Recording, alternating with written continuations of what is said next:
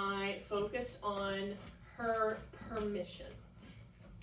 What I mean by that is, yep, good girl.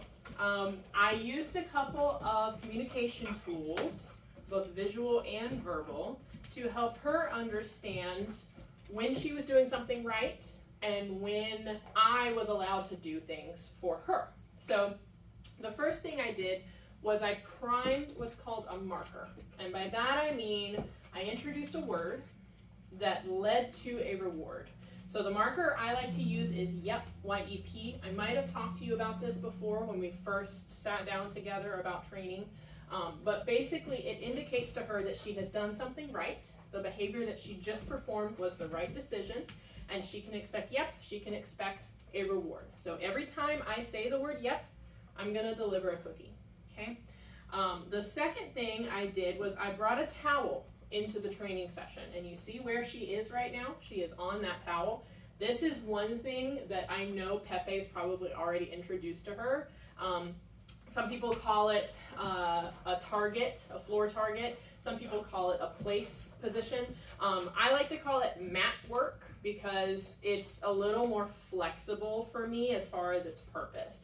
Usually when trainers are talking about a floor target or a place position, they want to be able to send the dog away to it. And we can work on that. We can get her there so that she knows that she has a place. You mentioned that you have a crate at home. That's a great place to set up place.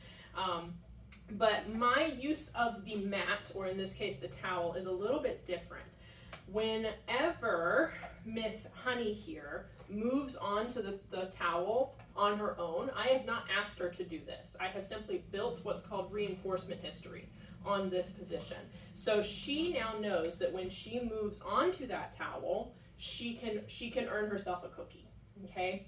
If she's unsure or distracted by something, she's not going to touch that towel. So you saw there's a window to the left of the camera here, and she did kind of move off the towel to pivot and sit and stare out that window. That has a direct line of sight to some of the traffic on Archer Road, and that's been a big concern for her during our session. Yep. But now she's moved back onto this towel, and that tells me, that gives me permission to start asking her for things. It means that she is comfortable and confident and really willing to focus on me. So I used this mat, this movement onto the mat today, to help her acclimate to being handled, specifically to get her nails done. We managed to get all but one toenail trimmed today.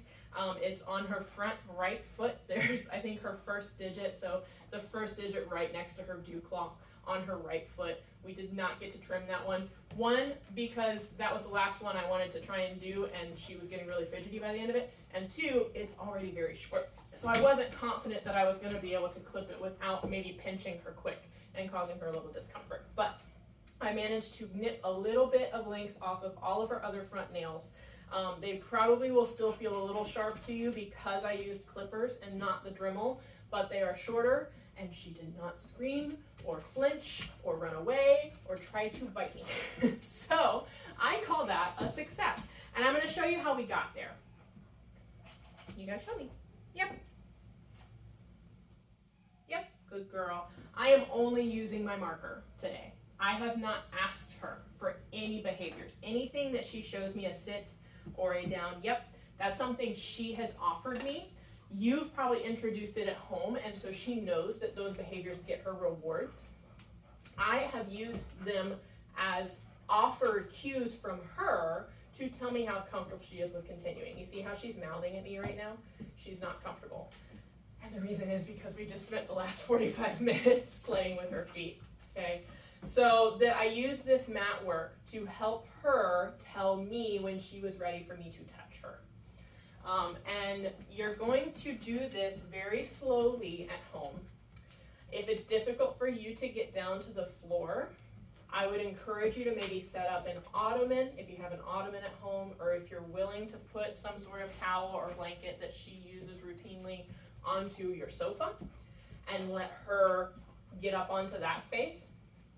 You can wait for her to get up onto that, mark for it. Are you going to show me? I know, that's traffic, huh? Yeah? Honey, yep, good girl.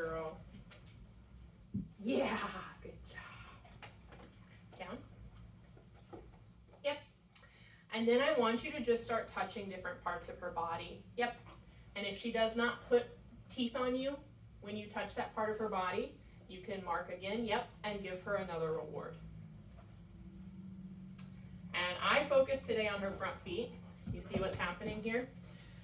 Yeah, I know you did, Nancy. I focus today on her front feet, and I slowly would start touching her front shoulders, rub my hands down her front legs, and then I would gently lay my hands on top of her paws. I started to slowly scoop my hands underneath her paws. Yep, good girl. Good job. Very good. And eventually I got to the point where I was able to just gently hold her front paws in my hand, and I would deliver a reward and then very quickly pull out the clippers and trim a little bit off of one nail. Okay? After that, after I successfully trimmed a nail, I would mark, yep, and I would actually throw a cookie away. Because we know that this is very hard for her. We know that this stresses her out to be handled and touched and messed with like this. So the kibble, the treat toss, lets her move away from that stressor, the handling. I know you're done, you're over it. She's hiding behind me because she's like, I have learned the lesson, I am done learning today. 45 minutes is a long time for a puppy. So I would use the treat toss to help her build distance from the stressful scenario of me touching her feet. And then I would wait. I would just be very patient, yep, and wait for her to come back. And you see how she immediately moved back to the towel here? That's her giving me permission to try again. And that's what you want in this scenario. Because the reason why permission is so important from her is because she has learned how to say no in the rudest way possible, and that is with bite attempts. And that's what we want to never try to get her to the point of practicing again. So we want to help her show us how to say yes. This is the easiest way for her to show us that she is ready. Yep, good girl. So I just held her front paw, so I'm going to mark and throw another couple cookies away and let her move away. And then she can show me if she's ready to continue by moving onto the towel. Yeah, and you see how she's even giving me her paws now? Yep. So this is what we're going to practice. We're going to practice this for all of her body parts in the sessions. Next week, I'm going to focus more on loose leash walking, on engagement, and acclimation to some more distracting spaces. I wanted to practice this in a nice quiet space today where I could control all of the distractions. Good girl. Yep, very nice. Very good. Very good. So that I could build a confident working relationship with her. And she could know what the parameters are of the relationship. She could tell me yes, she could tell me no, and I could tell her yes when she did things right. Okay? Your goal for this exercise at home is just to introduce a mat to her. Pick a blanket, pick a towel, and start laying it out in various areas of your home. If you're going to allow her on furniture, I would put a mat on whatever piece of furniture you're going to allow her on so that she knows she can move to that and get a cookie. Yes, we are using cookies. I have a treat pouch on me. You don't have to carry a treat pouch with you 24/7.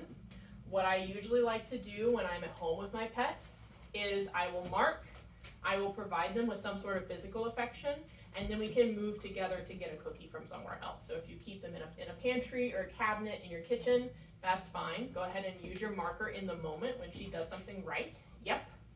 And then give her some affection, and then move together to get a cookie before going back to the session.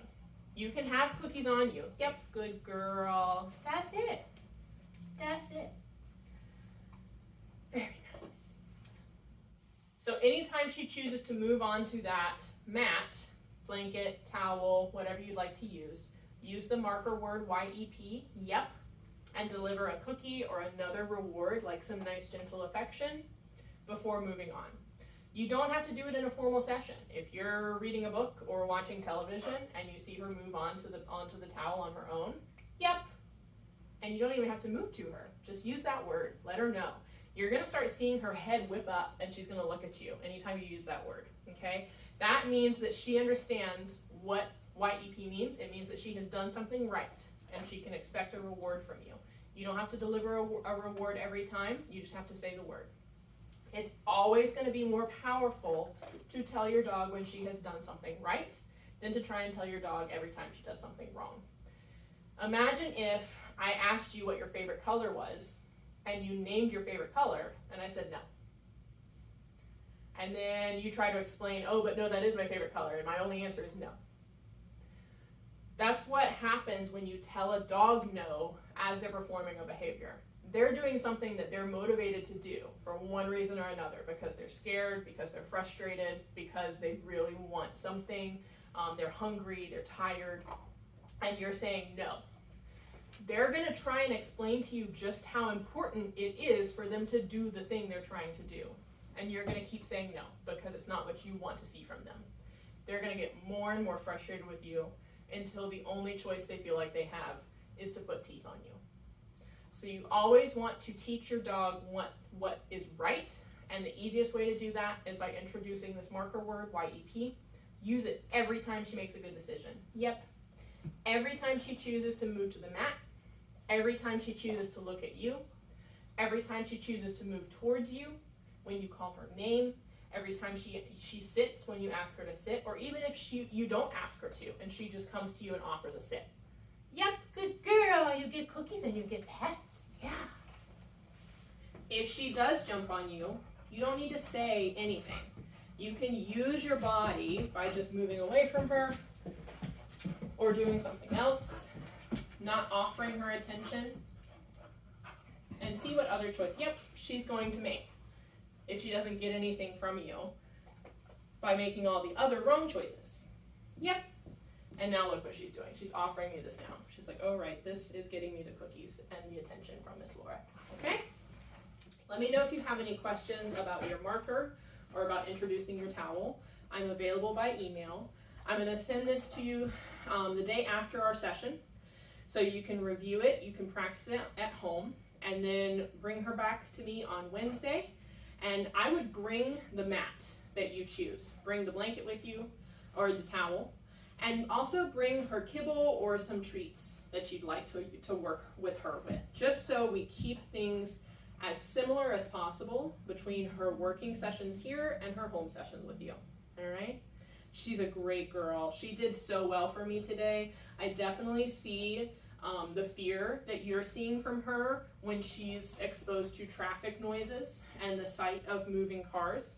And I also see some really, not concerning, but just some very strong arousal indicators from her when she can smell other dogs.